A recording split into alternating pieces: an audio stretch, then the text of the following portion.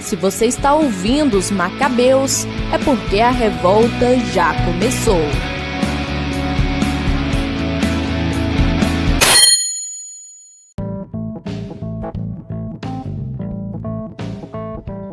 Meu nome é Gabriel Jorge e para mim o Orkut foi a melhor rede social que já existiu. Meu nome é Marcos Paulo e chega de internet, vamos viver a vida real. Tudo bem, pessoal, então hoje no Macabeus a gente quer trazer um tema mais atual, né?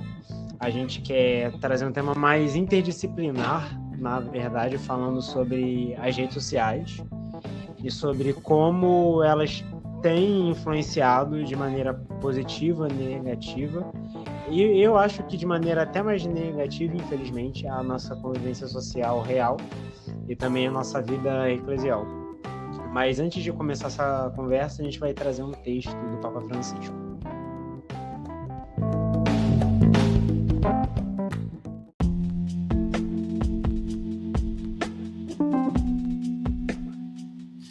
As pessoas parecem já não acreditar num futuro feliz, nem confiam cegamente no amanhã melhor, a partir das condições atuais do mundo e das capacidades técnicas. Tomam consciência de que o progresso da ciência e da técnica não equivale ao progresso da humanidade e da história, e vislumbram que os caminhos fundamentais para um futuro feliz são outros. Apesar disso, também não se imaginam renunciando às possibilidades de que oferece a tecnologia. A humanidade mudou profundamente, e o avolumar-se de constantes novidades consagra uma fugacidade que nos arrasta à superfície numa única direção.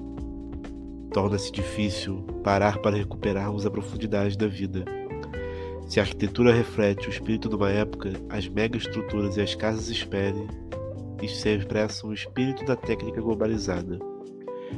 E a permanente novidade dos produtos se une a um tédio enfadonho. Não nos resignemos a isto, nem renunciemos a perguntar-nos pelos fins e o sentido de tudo. Caso contrário, apenas legitimaremos o estado de fato e precisaremos de mais sucedâneos para suportar o vazio. O que está a acontecer põe-nos perante a urgência de avançar numa corajosa revolução cultural. A ciência e a tecnologia não são neutras, mas podem, desde o início até o fim de um processo, envolver diferentes intenções e possibilidades que se podem configurar de várias maneiras. Ninguém quer o regresso à Idade da Pedra, mas é indispensável abrandar a marcha para olhar a realidade de uma outra forma. Recolher os avanços positivos e sustentáveis e, ao mesmo tempo, recuperar os valores e os grandes objetivos arrastados por um desenfreamento gigantesco.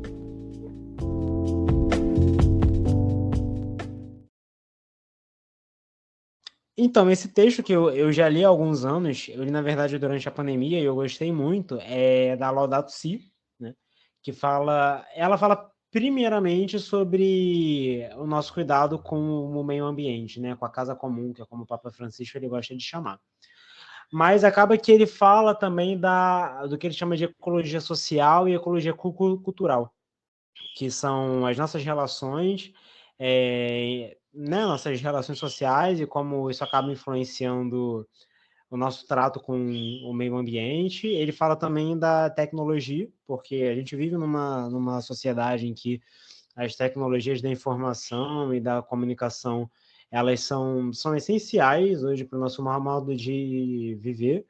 Isso, além de afetar a nossa forma de colher os recursos da terra, né?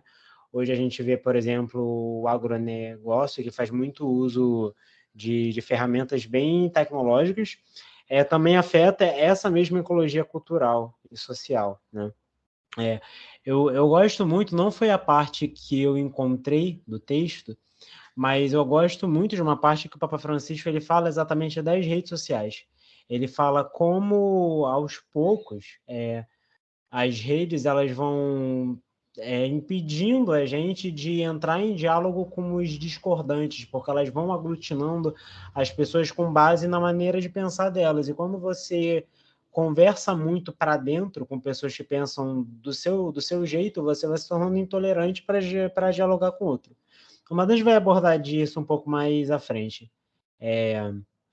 Marco, você quer falar alguma coisa? Falar sobre como você percebe e como esse uso das redes sociais tem afetado a nossa vida no cotidiano? Acho que todo mundo percebe de alguma forma, né? Mas como você enxerga?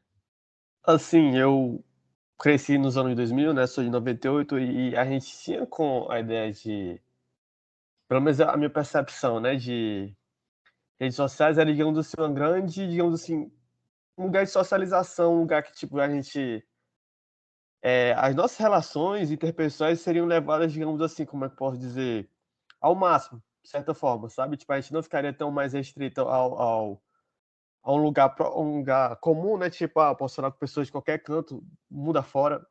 A gente teria, assim, em tese seria, ao meu ver, que com o avanço assim, da tecnologia, inclusive na área de comunicação, de redes sociais e tudo, aparentemente seria uma forma de tornarmos mais, e não só vivemos num mundo globalizado, mas nós mesmos sermos globalizados, sabe? Ter um contato maior com diversas culturas, levar um patamar diferente às nossas relações com as outras pessoas. E seria, digamos assim, tipo, eu vejo, acho que não lembro se é Newcastle, que o Papa Bento XVI disse que seria a nova Ágora, né? Tipo, antigamente Ágora, né? Que as pessoas iam para lá, como fosse uma praça, discutir suas ideias e a internet fosse um novo lugar. Hoje em dia, tipo, a percepção que isso, a rede social, ela se chegou a esse ponto de congregar mais pessoas, acho que já passou, entre aspas, um pouco. Hoje, tipo, ela está servindo muito mais para dividir. Está virando, tipo, não mais uma reunião de pessoas para discutir, para debater sobre algum assunto, mas está virando muita bolha, sabe? Tipo, eu comentei a minha frase lá no início do episódio, que, tipo, cheio de internet, vamos viver a vida real, porque eu vi uma frase muito interessante na internet que diz o seguinte: é, antes a internet era uma fuga da vida real, agora a vida real é uma fuga da internet. Tipo, a gente está cada vez mais conectado, mas ao mesmo tempo cada vez mais sozinho, cada vez mais estressado. Que, tipo, eu cresci na época que a gente usava a internet para rir, para brincar, para jogar. Hoje a gente vai usar a internet para brigar, para ficar com raiva do outro. E o pior é ficar com raiva de pessoas que talvez a gente nem conheça, né? Então, é interessante a gente debater esse ponto, porque é algo que tange muito a nossa realidade, é como se fosse literalmente a revolução. Tipo, no contexto da história, o pessoal diz que a evolução é uma mudança muito brusca, né? E que praticamente não tem mais como voltar atrás. Tipo, não tem como a gente se privar das redes sociais, né? Talvez a gente precise delas, apesar do contexto talvez não esteja tão legal, mas é um bom tempo da gente discutir o nosso uso, como elas funcionam, e para que a gente possa usar melhor, né? Que a gente, isso, elas iam nos servir, nós não sermos refém delas. Isso é muito importante. Foi legal você ter falado disso, né? Dos começos da internet, porque eu também sou de 98. Então, acaba que a gente não é. A gente é a geração da transição, né? A gente nasceu nesse período de transição, em que as massas, né? A gente mesmo, né? O povo no geral, pelo menos aqui no Brasil, não tinha muito contato com a internet e começou a ter. A gente literalmente essa transição, porque nós não somos que nem os nossos pais, que viveram uma boa parte da vida sem essa internet, só com essas tecnologias de massa mesmo, que é o rádio, a TV e tal, mas a gente não é essa geração mais nova, que já nasceu extremamente globalizada e conectada, né? Então a gente foi percebendo pelo menos eu fui percebendo de maneira muito clara, uma mudança bem radical na nossa maneira de se relacionar com o outro por conta da internet. E eu não sei como é que foi aí no Ceará, né? Mas aqui no Rio de Janeiro, a banda larga ela só foi chegar, eu acho que isso no Brasil todo, né? A banda larga ela só foi chegar lá pelos anos 2010. Então, ainda era muito difícil, antes disso, você se conectar na internet. Tinha aquele negócio de internet de escada, né? Eu Então, a gente utilizei a tinha que internet de ficar escada por meia... um bom tempo. Cara, sim. Tinha internet de escada e eu tinha que ficar 10 a 15 minutos, porque meu pai não deixava eu ficar na internet, porque travava o contato com o telefone. Se alguém quisesse ligar aqui para casa, eu não podia, porque eu tava usando a internet. E era tudo muito lento, só usava a internet para jogar no site do Cartoon, porque o site do Cartoon tinha uns joguinhos, eu nem sei se existe o site do Cartoon ainda, mas tinha uns joguinhos dos desenhos que passavam, e era tudo muito lento, eu ficava meia hora para conseguir jogar um jogo. Mas tinha isso mesmo, de que todo mundo pensava, a internet veio para quebrar barreiras e a gente ter contato com a cultura e com outras culturas, né? Isso diz muito daquilo que a gente vive enquanto sociedade, né? Do que a gente acredita enquanto sociedade, que é o mito do progresso, né? Por conta da gente estar num contexto social mesmo, em que a gente precisa sempre de tecnologia, porque a tecnologia ela serve para produção, ela serve para lucro, ela serve para capital, a gente está acostumado a ver a internet como a internet e as tecnologias no geral como algo necessariamente bom. Então, uma tecnologia que surge é algo que necessariamente vai trazer progresso e felicidade, bem-estar para todo mundo. Sendo que eu não percebo assim, a igreja, no geral, não percebe assim, né? A igreja que não nasceu ontem, ela não nasceu no século passado, ela tem 2000 anos, então ela passou por muitos períodos da história da humanidade e ela vê que a tecnologia é neutra, ela pode ser usada para coisas muito boas e pode ser usada para coisas extremamente ruins. E a gente percebeu isso, né? Principalmente no século XX, a gente percebeu como a tecnologia foi construída para ser uma máquina de matar, né? Uma máquina de morticínios em massa, né? A gente vê os genocídios em escala industrial dos nazistas, a gente vê as bombas atômicas em Hiroshima e Nagasaki, né? Então a gente vê que a tecnologia foi usada para coisas muito ruins e isso causou um susto na gente, né? Tipo, na gente enquanto humanidade mesmo. Tipo, caramba, a gente achava que essas tecnologias só iam fazer bem e trazer progresso e agora elas estão matando pessoas aos milhões. E a internet também, ela nasce disso, né? A internet, ela nasce num contexto de Guerra Fria. Eu tô falando contexto demais, desculpa, gente. É um vício de linguagem de quem faz faculdade de ciências humanas. Porque tudo é contexto em ciências humanas, mas enfim. A internet, ela nasce na Guerra Fria, né? Para as bases militares, elas dialogarem melhor entre si. E para não ser um diálogo centralizado, tipo, que dependesse de uma base só. A internet, ela é construída de uma maneira que quando se você destrói, por exemplo, uma base, ela se organiza para que, para que as informações elas passem por outros caminhos. Então, é por isso que é uma internet, entre redes, né? Uma comunicação entre redes. Não são centralizadas. E numa guerra isso tem muita importância, né? Que você consiga se comunicar por diversas vias.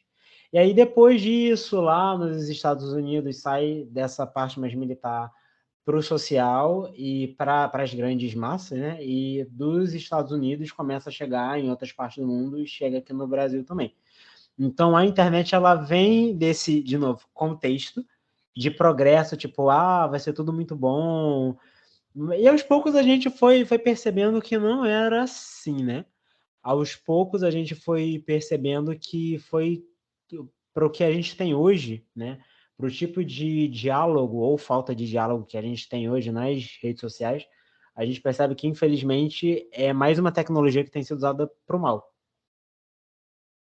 Tipo, como tá falando, Gabriel, tipo, tava pensando, acho que isso já desde bom tempo, acho que, tipo, é normal, acho que todo mundo tem, né? Tipo, acho que todo mundo pensa no futuro, por exemplo. Eu penso no futuro, sei lá, um estando melhor de vida, seja financeiramente, afetivamente e tal. Acho que, digamos assim, pensando como grupo, a humanidade também pensa assim, né? Que, tipo, a nossa geração vai ser X, aí a geração seguinte vai ser X mais um, vai ser um pouquinho melhor que a gente, e a que vier depois deles vai ser melhor também. Tipo, a gente tem essa noção ou pelo menos esse pensamento de, tipo assim, o futuro que há de vir vai ser o melhor do que o presente que a gente vive, né? E do passado que já passou também. E, tipo, a sensação que eu tenho é que, tipo, talvez a humanidade pensava que, poxa, com todo esse progresso assim, a gente também vai progredir como ser humano também, né? Tipo, não vai ser só um avanço exterior, mas também interior. Mas só parece que essas coisas, tipo, estão muito bem a questão do século XX, parece que assim, isso só trouxe à tona o pior do que a gente tinha, sabe? Tipo, a gente passou por duas guerras que. Eu me lembro muito da Primeira Guerra Mundial, que tipo, o pessoal dizia que ela era guerra para acabar com todas as guerras. Mas depois dela veio a Segunda Guerra, veio a Guerra Fria, Guerra do Vietnã, Guerra da Coreia e por aí vai. E assim, a gente, digamos que já está no ápice, assim, de certa forma, do século XX. A gente está no auge da nossa existência, digamos assim, no mais recente, né? A gente só pode fazer essa análise porque a gente não tem como pensar no futuro, porque a gente já não vai estar aqui. Mas, analisando por isso, a gente está no topo, de certa forma, no topo da existência, topo da nossa história, digamos assim. E a gente passou para o século XX violento, no começo do século XXI muito violento também, com a questão do terrorismo. E assim, poxa, agora a tendência que tipo, isso passe, seja virar em chave, não. Continua sendo bem violenta. A gente está num contexto de guerra também, né? Tipo a guerra da Rússia-Ucrânia, que é a guerra que talvez chame mais atenção, mas, por exemplo, tem situações, por exemplo, na África também, a guerra da questão do Sudão do Sul. E, assim, parece que, de certa forma, é como se fosse... eu não diria que tipo uma repetição, mas tipo, sempre essa ideia, tipo, a gente vai avançar, mas a gente regride. E a questão que tá falando da internet também, tipo, aqui realmente também era essa questão da internet de escada. E a gente vê que, tipo, como a gente evoluiu, sabe? Tipo, não me lembro muito, assim, na questão de o pessoal ter internet de casa, mas eu tenho a sensação que era bem mais caro.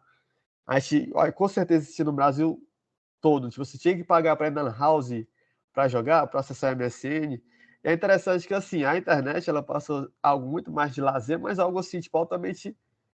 a internet virou, tipo, digamos, a nova televisão, né? Tipo, a televisão, a gente é como se fosse uma nova pessoa na casa, né? Tipo, às vezes você tá fazendo nada, mas você liga a televisão para não ficar sozinho. Tipo, a internet, ela, digamos assim, ela, enquanto menos a gente esperava, ela se tornou parte total da nossa vida, sabe? Tipo, não é algo, tipo, eu me lembro que quando eu utilizava lá 2009, 2010, por aí, tipo, eu utilizava a internet de escada, e era algo do tipo, só posso usar de 2 da tarde, a partir de 2 da tarde do sábado, né?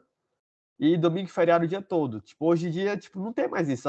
Você tá conectado a todo tempo.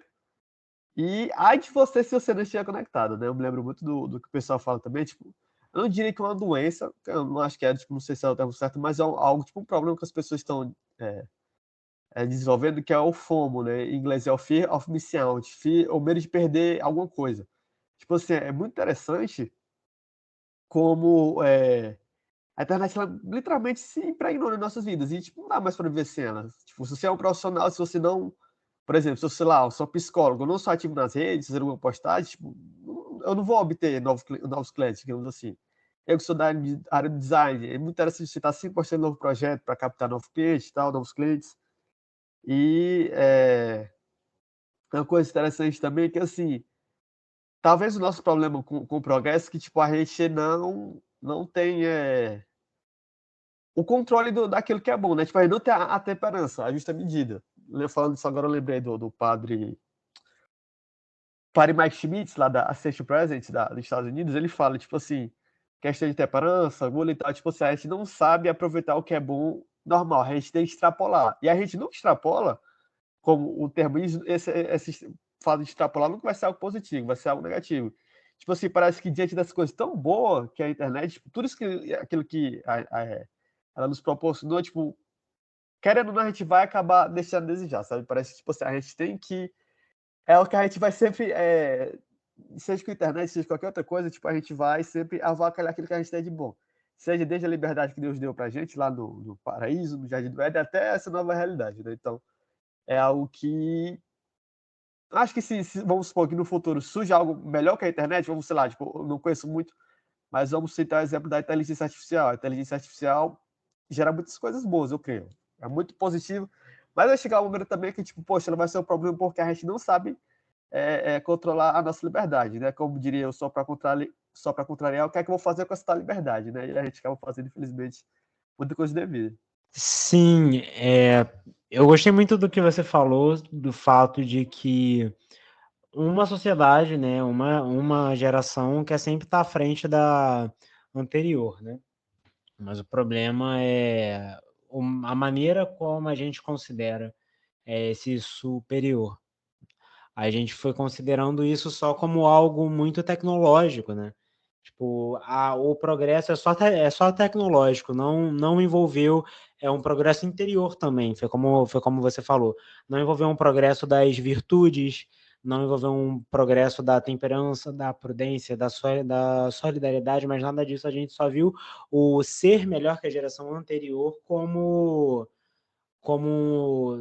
ter mais tecnologia que a geração anterior, né? Mas uma coisa que se falava muito, uma coisa que um santo falava muito, né, sobre o progresso, é que o verdadeiro progresso ele é interior, não se trata de ter mais máquinas, não se trata de ter asfalto, não se trata de nada disso, se trata principalmente do progresso na virtude mesmo. E a gente foi deixando a tecnologia correr solta, achando que estava tudo bem, quando interiormente a gente foi se degradando sempre mais, né?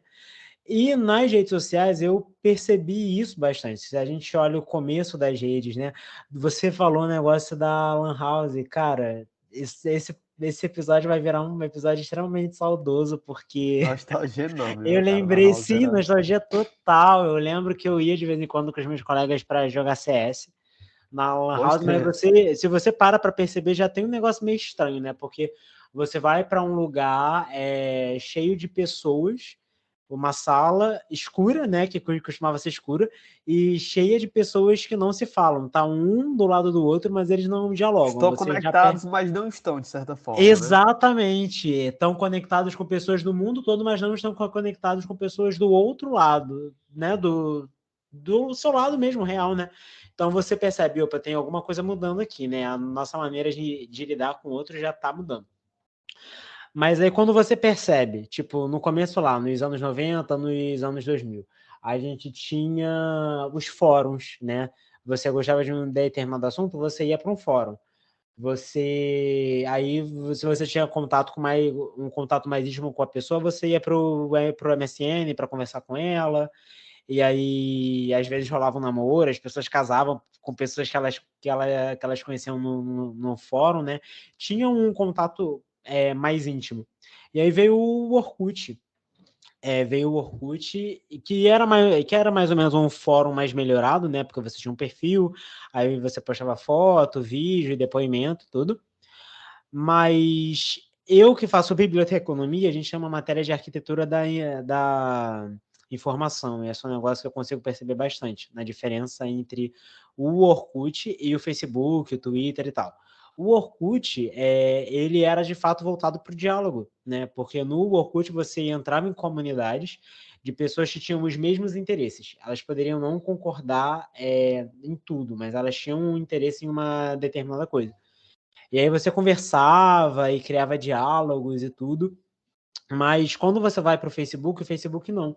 Primeiro que o Facebook ele não tem uma área fixa, tipo, o Orkut tinha tópicos, né? O Facebook você rola o seu feed, né? Então é uma coisa extremamente efêmera, você vai vendo as notícias que aparecem ali, as coisas não ficam fixas. E além disso, você é uma busca de autopromoção, porque você está sempre postando uma foto sua, você está postando um vídeo seu, você está postando as suas opiniões. E outra coisa, sistema de curtida. O Orkut não tinha sistema de curtida. O Facebook tem. Então você está sempre buscando que os outros curtam, apoiem, endossem aquilo que você está postando. E isso é muito perigoso, porque isso vai acariciando o nosso ego. Então, as redes sociais foram se tornando cada vez mais antissociais. É por isso que no começo eu falei que eu preferia bem mais o Orkut. Porque o Orkut ele tinha algo de você entrar em diálogo com o outro mesmo. Sabe? Você brigava, tinha brigas homéricas no Orkut. Ok, as pessoas brigavam, elas se desentendiam. Mas eu conheço pessoas que, sabe, viraram amigos da vida inteira, pessoas que namoraram por conta do Orkut, sabe? De pessoas que conheceram. Então era algo bem mais social mesmo. Tipo, falando sobre o Orkut, uma coisa que eu lamento um pouco do Orkut, que eu não tinha mentalidade, por exemplo. Eu lembro que eu comecei a utilizar o Orkut que eu tinha o quê? 9, 10 anos. Tipo, eu não tinha profundidade, sei lá, de uma comunidade pra, sei lá, debater sobre algum aspecto. Tipo, eu ia lá, vou entrar na comunidade até acordar cedo, porque eu não gostava de acordar cedo, sabe? Mas, tipo assim, não sei se as pessoas mais antigas que utilizavam têm esse pensamento hoje, mas parece que assim, o Orkut era um negócio que faz muita falta hoje, né? Que, tipo, realmente, como tu fala, tipo, não só a rede social, mas assim, até o próprio celular, tipo, ele é feito para que ele vai causar, tipo, uma abstinência, sabe? Tipo, tava vendo na internet que, tipo assim, se a tela é muito pequena, não tem por que você ficar mexendo, olhando para ela a todo momento. Como ela aumenta o tamanho da tela, aumenta o brilho, aumenta mais coisas, você vai ficar mais priorizado, de certa forma.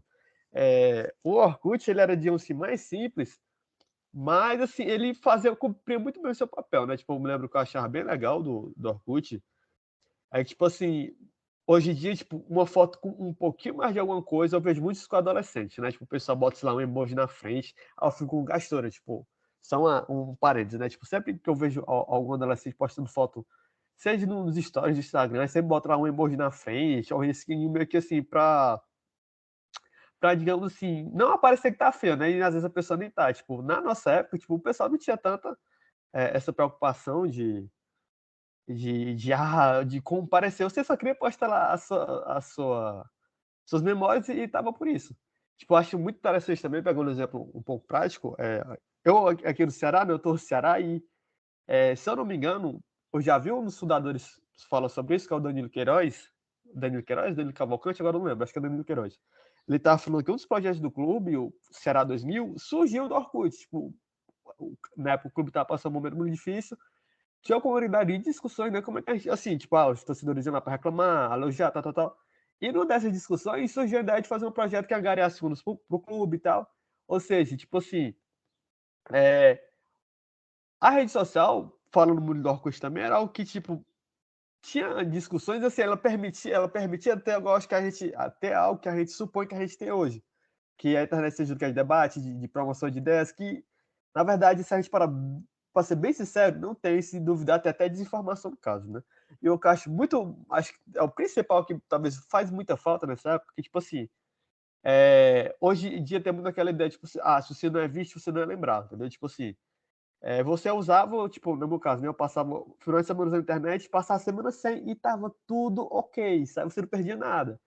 Você continuava vendo seus amigos, você continuava, tava tudo ok, entendeu? Tipo, hoje em dia, tipo, tem essa questão da instantaneidade, de você assistir mal por não estar na internet, entendeu? Tipo assim, é algo que, tipo, talvez a gente tinha o que a gente precisava, a gente abriu mão para algo que talvez fosse melhor, e a mesma questão do progresso, mas esse progresso, bem entre aspas, que se a gente vai ver tipo, principalmente, sei lá, nas redes sociais hoje, talvez Instagram, Facebook, são totalmente voltados para isso, né? Algo muito efêmero, algo que é muito repetitivo, e que, em vez de trazer, tipo, até, por exemplo, a gente tinha internet muito para humor, tipo, acho que todo mundo talvez seja mais ou menos já depois da casa dos 20, a internet era um lugar de diversão pra gente, né? Hoje em dia a internet é um lugar de estresse, é um lugar que, tipo, você vai para se sentir ansioso, sabe? Tipo, é algo que é uma reflexão bem interessante também que a gente pode debater. Como é que a internet muda dessa chave, né? Tipo, de um lugar de diversão, de humor, de piadas, para ser um negócio que vai virar literalmente um campo de guerra.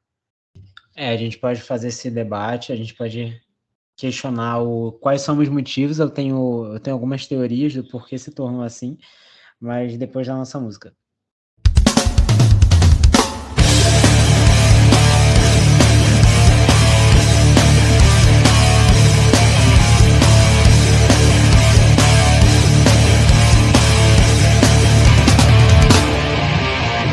Pane no sistema, alguém me desconfigurou.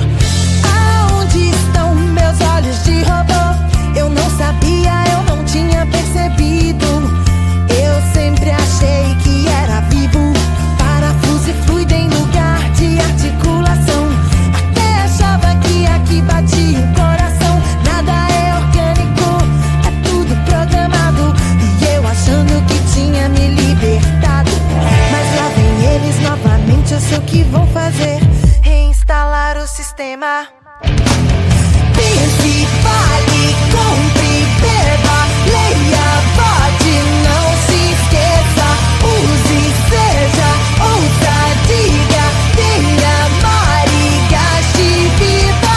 Pense, fale, compre, beba, leia, vote, não se esqueça. Use, seja, ouça, diga.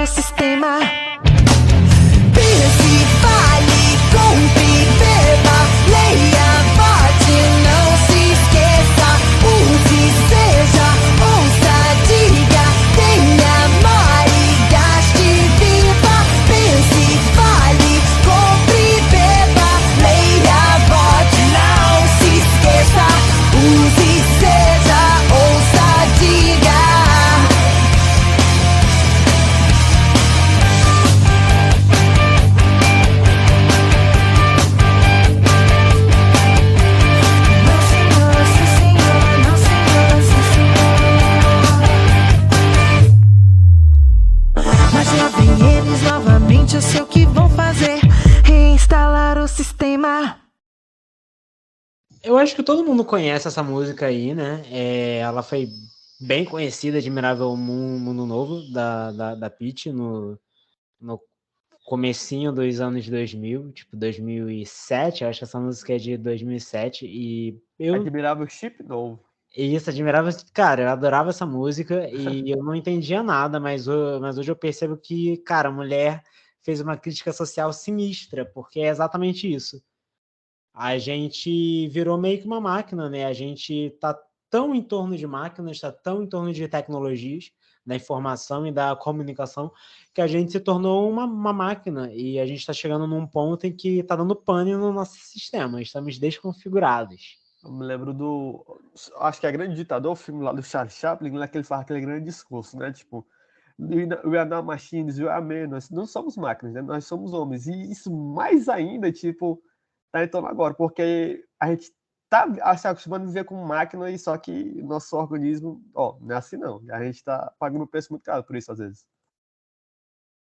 Muito caro. Exatamente o fato de que a gente está se deixando escravizar por essas tecnologias e o que devia ser um momento de descontração está começando a se tornar um lugar de estresse, né? O momento que a gente passa na internet, ao invés de ser um momento de diálogo, de diversão mesmo, ou de aprendizado, porque, cara, hoje a gente tem um acesso fácil a todo material de cultura, de conhecimento que a humanidade já produziu. E a gente usa isso de que maneira, sabe? A gente quase não usa isso, sabe? Eu sempre gostei de ler. Então, se naquela época, quando eu era criança, eu tivesse acesso aos PDFs que eu tenho hoje, aos livros de PDF que eu tenho hoje, eu ia ser um gênio, sei lá. Mas hoje as pessoas não usam isso. Tem até o pessoal que costuma usar e tal, a gente até discute qual é a moralidade de ler um arquivo em PDF ao invés de comprar um livro, né? Mas enfim, o que eu quero dizer é que por algum motivo a gente errou o caminho. Eu volto a falar aquilo que eu disse no início, né? Por algum motivo a tecnologia que é neutra, né? Ela pode ser usada para o bem e para o mal e ela foi nos oferecida com promessas de muita positividade, de que ela vai trazer progresso e felicidade para geral. A gente está usando de maneira muito ruim. Eu acredito que isso se dá por conta dos algoritmos, né? Por conta da maneira como a internet ela foi se construindo. A tecnologia ela se desenvolveu muito ao ponto de existirem sistemas para gerirem conflitos, né? O algoritmo é basicamente isso, né? É um programa para gerir conflitos, para gerir problemas ali naquele sistema da rede social. Só que eles foram se desenvolvendo muito a ponto de se personalizarem. Então, o que uma rede social ela precisa para gerar lucro, né? Ela precisa de pessoas que estejam ali alimentando a plataforma com dados o tempo todo. E se você não encontra motivo para estar na plataforma, você não vai usar. Então, qual foi a solução que o algoritmo ele conseguiu? Qual foi a solução que os criadores dos algoritmos eles conseguiram, né?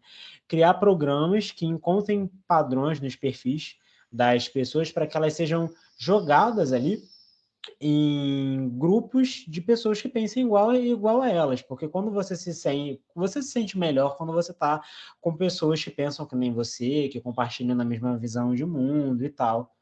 Mas o problema é que isso foi se aperfeiçoando tanto, de uma tal maneira que você não tem contato com outras pessoas que não pensam igual você. Você vai consumindo ali informações, você vai sendo retroalimentado por informações que confirmam a sua visão de mundo o tempo todo, e você não se deixa nem questionar pelo outro. Isso vai criando uma coisa meio tribo, sabe? É a tribo de pessoas que pensam igual a mim. E a outra tribo que não pensa igual a mim é minha inimiga. E eu tenho que combater, eu tenho que cancelar, eu tenho que escorraçar, porque não pensam igual a mim. E como é que eles não conseguem perceber que a minha maneira de pensar é a correta? É claro que elas não vão perceber, porque aquele grupo de pessoas está recebendo um montante de informação que confirma o que elas pensam e você tá recebendo outra. Então, é claro que vão pensar de maneiras distintas. Eu me lembro que quando eu fazia faculdade, tipo, tinha um texto lá que a gente estava lendo sobre a questão da internet, né? Eu lembro muito de uma frase bem interessante que era o seguinte: a internet ela é um oceano assim, de grandeza, né?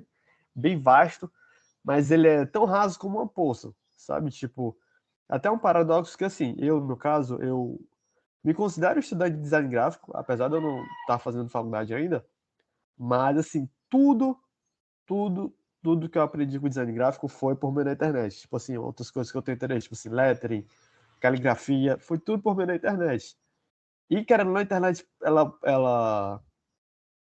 como posso dizer, ela te dá a oportunidade para conhecer muitas coisas, mas ao mesmo tempo, de certa forma, uma coisa que às vezes me incomoda muito, que tipo, é tudo muito vago, sabe? Tipo, por exemplo, na área do design, tipo, você, por exemplo, sei lá, falar sobre alguma coisa de design gráfico no YouTube, por exemplo, para aparecer várias coisas sobre o mesmo assunto, só que de diversas formas diferentes. Tipo assim, poxa, quem é que tá certo?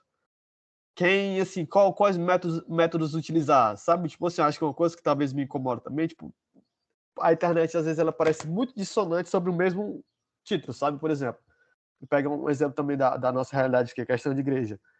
Tem muitos católicos que usam internet. Sei lá, tem conta de canal no YouTube, no Instagram e tal, todo mundo quer a mesma coisa, parte do pressuposto. Mas a dissonância, assim, de como esse credo é divulgado na internet é um negócio, assim, bem assustador. Tipo, por exemplo, você vê, sei lá, vou dar um exemplo bem prático, assim, é uma coisa que até me irrita. Algo assim, tipo, por exemplo, uma conta X diz, não pode bater palmo na missa, vamos supor. Aí conta X, Y, o Papa isso, o Papa aquilo. Aí outra, sei lá, oração de línguas. Tipo assim, parece que assim, não, a internet, ela, meio que assim, ela se agrega até a comunhão em muitas coisas, sabe? Tipo, por exemplo, algumas pessoas que talvez deveriam pensar em comum, por ter algo em comum entre si, elas se dividem mais ainda. E uma coisa que interessante falou sobre algoritmos, Gabriel, que eu tava vendo esses dias, eu vi até no YouTube, naquele short, né, do YouTube. O cara era um criador, né, de um canal, não cheguei a ver, mas ele fez uma crítica bem interessante, que é o seguinte, que em tese, eu não lembro se ele disse que era uma teoria dele, mas assim, a internet ela foi feita para ser, na questão de produção de conteúdo, para que gerasse uma comunidade em volta dos criadores, por exemplo. Eu me lembrava disso muito no Twitter, lá no começo dos anos 2010, por aí. Por exemplo, eu sou fã de um cantor X. Aí a gente tinha essa pessoa que era fã, criava, vamos supor, tipo, um exemplo que talvez seja muito comum hoje em dia, tipo, da Taylor Swift. Eu sou fã da Taylor Swift, boto lá, sei lá, meu nome, @fulano Swift, bota a fotinha dela. Tipo assim, tinha, de certa forma, as redes sociais tinham meio essa forma assim, de congregar uma comunidade em volta do seu criador, né? Tipo assim, do cantor, do artista, e por aí vai. E hoje em dia, tipo assim, isso é totalmente contrário. Tipo assim, as comunidades configuradas em volta dos criadores de conteúdo ou do conteúdo em si, mas por volta dos algoritmos, entendeu? Tipo, se gera muito problema justamente para quem trabalha na área criativa, né? E, assim, tipo, você precisa da rede social, mas ela joga totalmente contra ti. Eu tava vendo, só para encerrar e deixar falar para ti, Gabriel, nas últimas vezes que eu tava usando o LinkedIn, tipo, isso é atestado, né? Tipo, se você for no Twitter, perdão, no YouTube, eu tô no live, eu tô no vídeo, eu falo a palavra Twitch, o YouTube vai fazer uma forma de você diminuir o seu alcance, certo? Tipo, vai diminuir o alcance porque você falou a rede de um nome de uma rede social rival.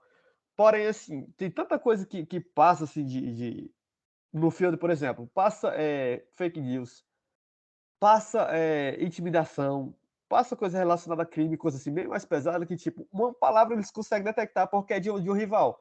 Mas coisas bem mais graves que vão gerar mais problemas, eles meio que deixam embaixo do tapete, entendeu? Tipo, é bem complicado isso também. Pô, Você devia ter me falado antes, porque se for assim, esse episódio não vai ter nada, ninguém vai ver, né? Porque a gente falou de Orkut, de Facebook, Não, tá falando de vamos fazer o seguinte, dá roxinha, pronto, a gente dá uma censurada no tema e segue. Ah, tá, Se você obrigado. falar na roxinha do YouTube, já era. Usar o nome dela já era, mas se você usar a roxinha no YouTube, entendeu? Pra tu ver com uma problemática, tipo assim, tem tanta coisa de desinformação, e não só de desinformação, mas assim, coisas que vão... tipo assim, não coisa assim, uma coisa que eu não concordo, mas coisas que realmente faz. Por exemplo, eu já vi, eu não utilizo, né, no caso, mas que tem gente dizendo assim, YouTube para crianças passa coisas que não é para passar lá, entendeu? Tipo, o pessoal não filtra isso. Mas coisa muito mais irrelevante, eles pegam, sabe, tipo, cadê o filtro? Cadê o critério deles, sabe? Sei.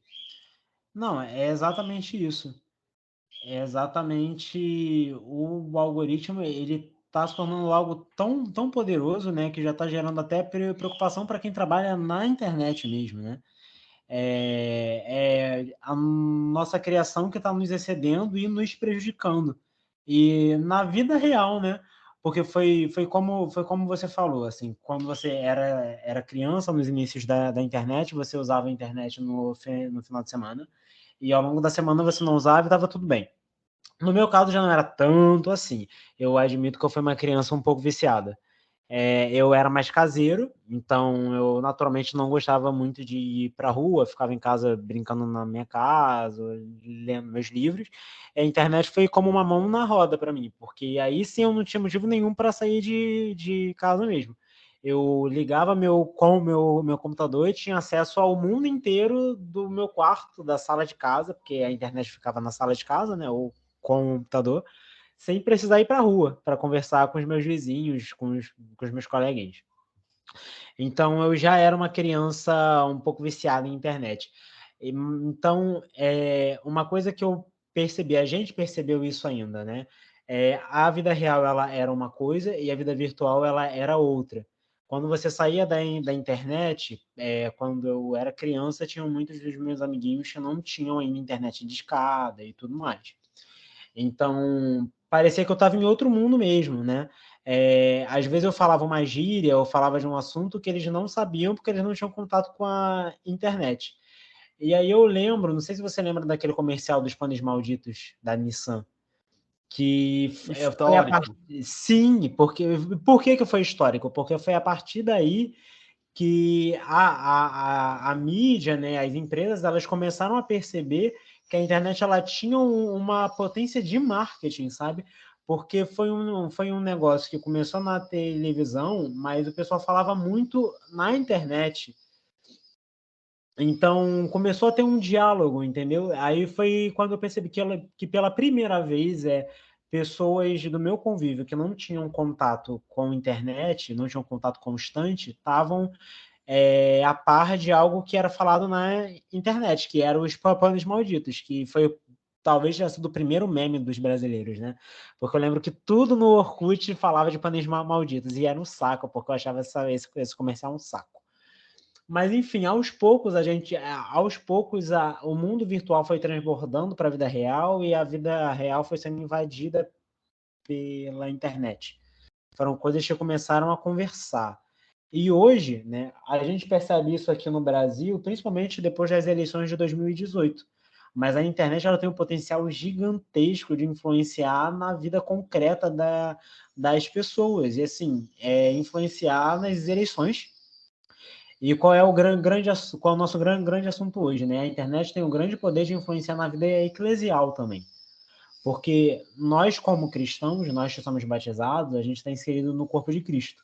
Então, a gente faz parte de uma comunhão muito real, mas uma comunhão espiritual. Acontece que a gente está inserido no mundo também. Então, a gente está dentro de um contexto social, político, histórico, e a gente se deixa influenciar por isso.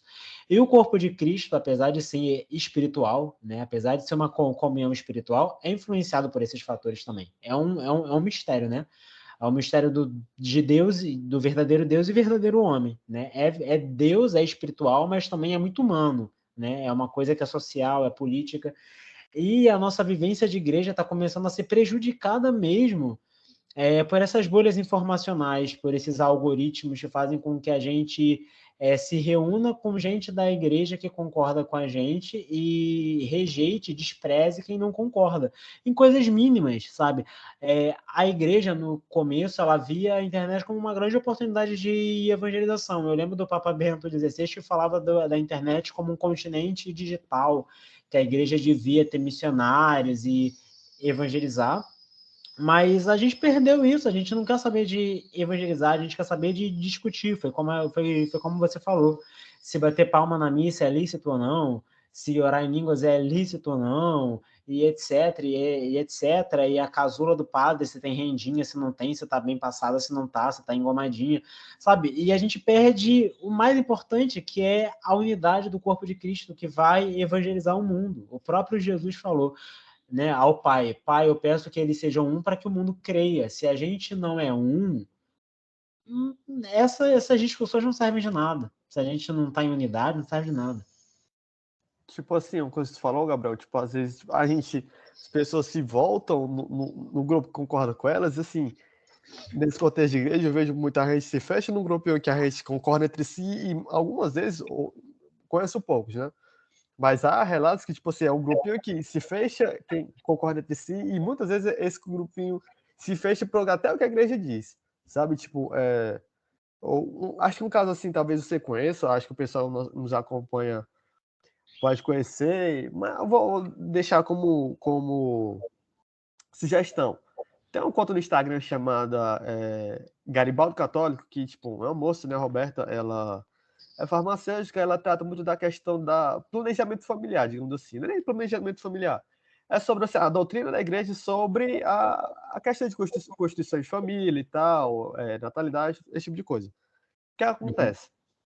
Ela recebe vários e vários relatos que assim, a igreja tem toda uma questão sobre paternidade responsável, digamos assim, que ela chama muito, que é um termo que ela deixa que é bem interessante, questão de providencialismo. Tipo, por exemplo, até a doutrina da igreja também, ela cita vários documentos, tá? Tipo, ela cita casos, por exemplo, se não tem nada na relação entre o casal, né, que seja alguma coisa natural ou química que beire a contracepção, tá tudo ok, entendeu? Tipo, por exemplo, eu conheço muito pouco, mas sei lá, tipo, o método Billy, tipo, se dá para, até onde eu saiba, dá para mulher rastrear, né, o período que ela não está fértil, digamos assim, o período que ela está fértil, esse período que ela está fértil, ela só se ela e o marido, elas optam por não ter nenhuma relação sexual.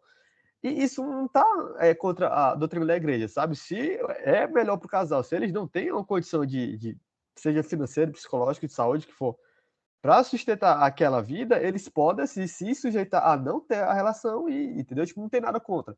Só que, assim, elas mostram cada vez mais, tipo, várias pessoas que são católicas, né, ou se dizem católicas, que distorcem esse ensinamento e fazem um terror psicológico enorme na vida das pessoas, sabe? Tipo, eu até recomendo que for mulher que estiver nos ouvindo, quiser ver, é bem interessante também. E, assim, é uma coisa que, tipo, eu não imagino que, sei lá, uma pessoa mais velha, sei lá, pessoa, sei lá, do século XX, tipo assim, nossos pais, nossas vós, ficar se preocupando, sei lá, digamos assim, a gente vai virando tipo fofoqueiro, sabe? Tipo, o padre tá assim, o padre tá assado.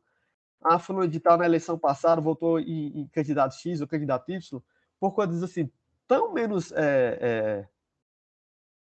relevantes para nossa vida eclesial, isso vai minando muita coisa.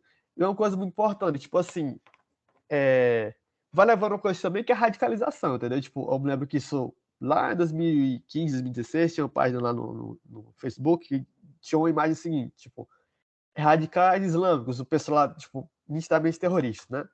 E radicais católicos, assim, tipo, os franciscanos andando no meio da pista rezando, né? Tipo, hoje disso tá bem mais diferente, né? Tipo assim, o radical, que é um exemplo radical do franciscano, aquela pessoa que deixou tudo para seguir a Cristo, hoje a gente está tendo um radicalismo cristão por causa da internet, entendeu? Tipo, é muito fácil a gente só apontar para o outro isso, o partido do outro aquilo, a religião do outro aquilo, enfim. Mas tá na hora também de nós, como cristãos, ter uma autocrítica com a nossa postura na internet, né? Porque dizem que as palavras, não sei como está, tipo, as palavras convencem, né? Mas o exemplo que arrasta, tipo assim, às vezes a gente não tem nem a palavra, que nem convence, mas o que vai convencer a pessoa a não ter uma adesão à fé vai ser o nosso exemplo. E no caso, um bom exemplo, né? Tipo, não, eu penso que não é saudável muito dos esforços, digamos assim, entre aspas, de evangelização, de atuação que o pessoal faz na internet, porque não é algo tipo assim, pô, já tá se tornando gritante, sabe? Tipo, de radicalismo, de coisa assim, poxa, parece que a pessoa vive assim, em outro planeta, sabe? Tipo, é uma coisa que a gente até comenta nos Macabeus, né? Tipo, assim, algo que não tange a vida real, sabe? Que você viver uma vida paroquial comum, muitos desses problemas que algumas pessoas falam na internet nem existem, de certa forma, fora da internet, sabe? Mas já tá se tornando um problema, entendeu? Tipo, então, é questão bem preocupante também.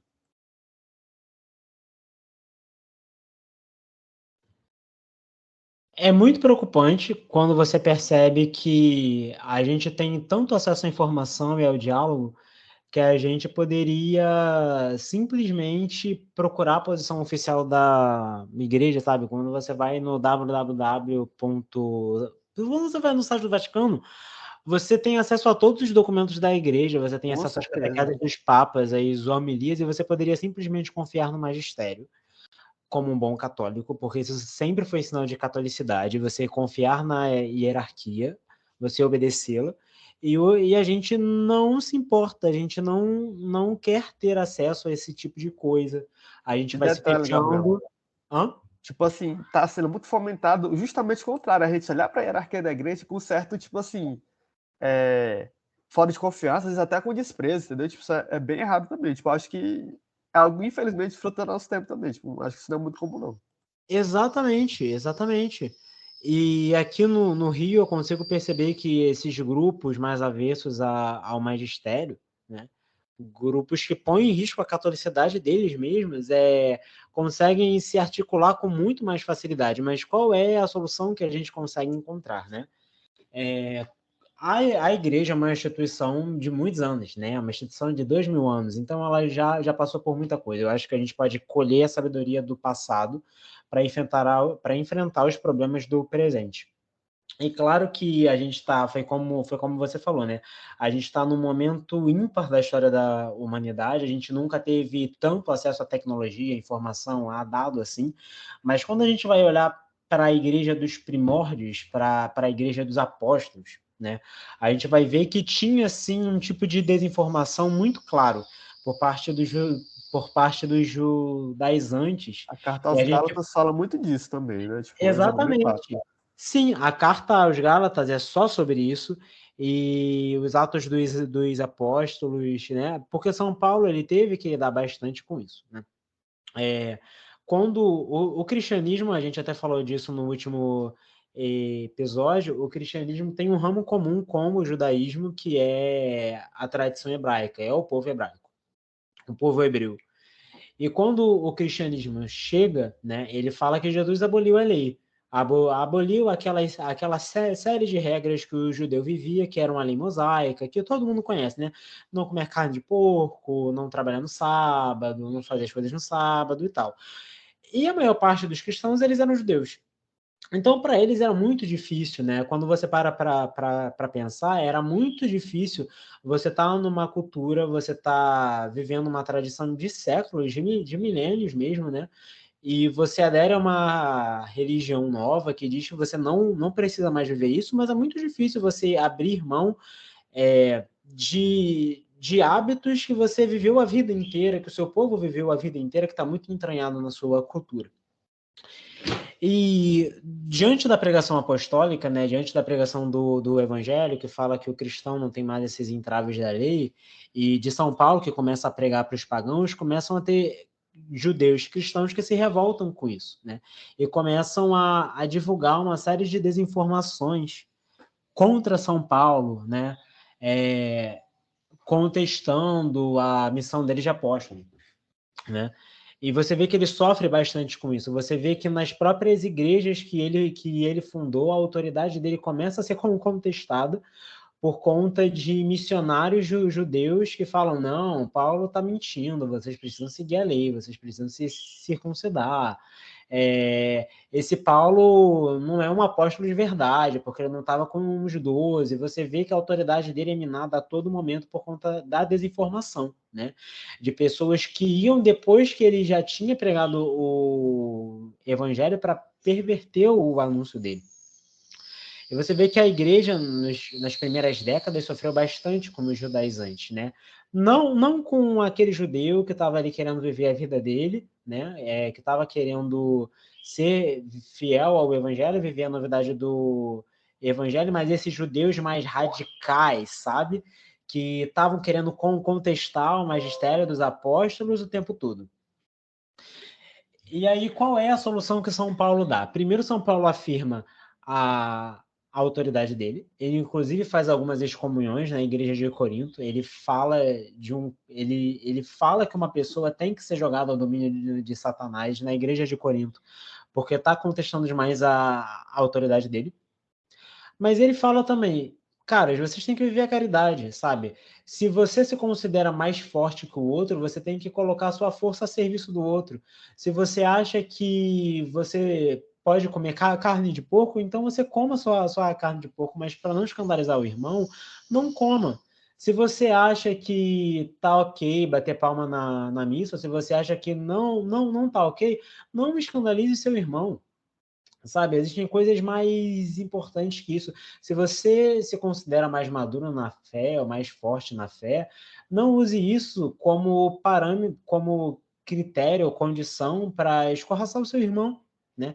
Ele fala bastante disso na carta aos Romanos, sabe? No finalzinho da carta aos Romanos ele fala. Quem quiser comer só legume, que coma. Quem quiser comer a carne de porco, que coma. Quem quiser respeitar o sábado, que respeite. Quem não quiser, que não respeite. Tem coisas muito mais importantes que isso. A unidade de vocês serem uma só voz e um só coração, é muito mais importante que essas coisas. E o segredo para a gente romper, né, essa bolha que os algoritmos nos colocam, essa situação terrível de desunião e divisão que os algoritmos nos colocam, acho é seguir esse conselho de Paulo, se preocupar como o essencial, permanecer fiel ao magistério, permanecer fiel aos sucessores dos apóstolos. Preste atenção no Papa, que é o Bispo de Roma, e preste atenção no seu bispo local. Por favor, escute seu bispo local. Não se deixe levar por centro disso, por centro daquilo. Pelo amor de Deus, são leigos, eles não têm autoridade para pregar, não têm autoridade para supervisionar. E não se esqueça da caridade, porque ninguém vai para o céu por causa de rendinha, por usar véu ou por não usar, por bater palma, por não bater. É claro que essas coisas são importantes, é claro que o respeito à liturgia, o respeito ao sagrado é importantíssimo, mas se você usa isso como maneira para se promover em cima do seu irmão, para se inflar de orgulho, isso não vai te levar para o céu. Isso a gente perde de vista o que é mais importante, que é usar a internet como uma terra ver a internet como uma terra de missão, como um continente digital para pregar o evangelho, não para promover briga. É tão triste, sabe? Eu passei por isso pessoalmente. Eu tinha uma amiga que infelizmente se envolveu aí com esses centros, não sei lá do que, e ela se tornou uma pessoa extremamente difícil de dialogar, bem radical mesmo. E a gente tinha um grupo na faculdade, eu, ela, mais uma amiga na faculdade que é protestante. E um dia a gente estava a gente começou a discutir nós três, e essa amiga que é protestante virou para mim e falou: olha, você está vendo que nós cristãos a gente não vai voltar a se unir nunca, porque percebe, você e a fulana, que são da mesma igreja, não conseguem concordar em nada, como é que vocês querem que nós evangélicos e vocês católicos um dia nos reunamos para ser uma só igreja de novo? E isso me machucou tanto, sabe? Porque eu percebi, caramba, a gente está errando muito. A gente tá errando muito no nosso alvo. É aquele tapa que, assim, dói, né? Mas, assim, aquele show de realidade que a gente precisa ter para tentar mudar a situação, né? Que realmente isso aí é uma grande verdade. Tipo, quem era para estar mais unido éramos nós católicos, né? A gente tá ficando cada vez mais dividido. Isso é uma grande tristeza também. Você acabou de ouvir Os Macabeus, seu podcast semanal católico, fugindo do fundamentalismo e trazendo com leveza reflexões teológicas, políticas e históricas. Vem com a gente, porque a revolta já começou.